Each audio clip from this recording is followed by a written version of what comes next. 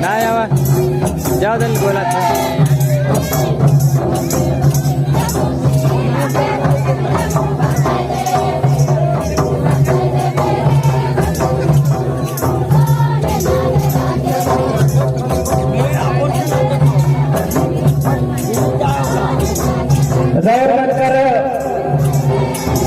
समक्ष सोगडाकर हवानकर नृत्य मंडली में अपन नृत्य प्रस्तुत करत है।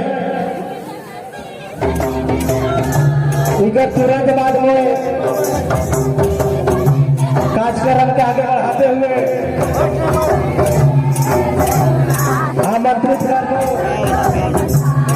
हमारे नागपुरी सुपरस्टार पंचम राम जी के तैयार रह गए।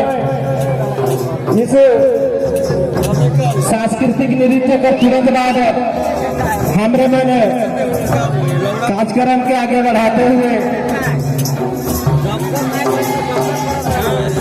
पंचम राम जी के आमंत्रित करें।